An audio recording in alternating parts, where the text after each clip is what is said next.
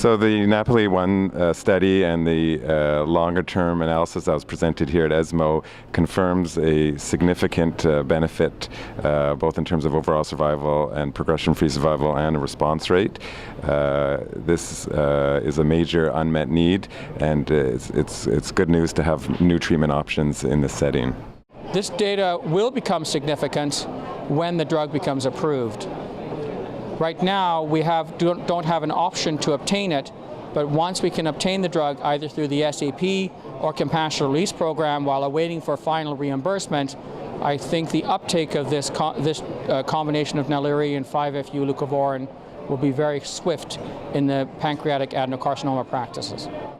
The NAPOLI study is, I think, very interesting and very appealing because this is a very underserved population. It's an area of unmet need.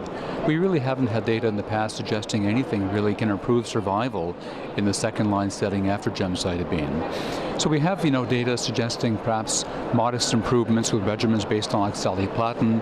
Some people have been using regimens like FOLFIRI with irinotecan, but not based upon the highest quality evidence. So when we see data now from NAPOLI that a regimen which is tolerable, deliverable, with known and manageable side effects can improve survival, it gives us a lot of, I think, hope, and it helps perhaps to standardize our approach.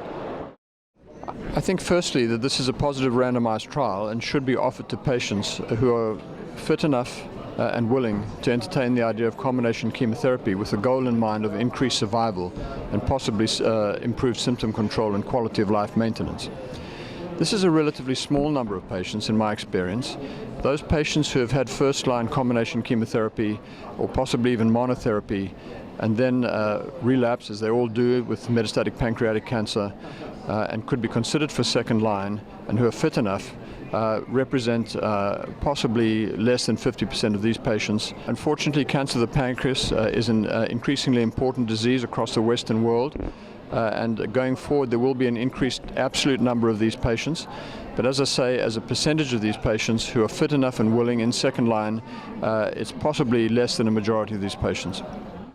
Any data in metastatic pancreatic cancer that is able to show an improvement in outcomes with progression-free survival or overall survival or an improved quality of life, to my mind, is a step forward in metastatic pancreatic cancer. This is an area where we truly have an unmet need, and these results are quite encouraging toward these ends. 2-month survival is amazing for a drug that's introduced this late in such heavily pretreated patients.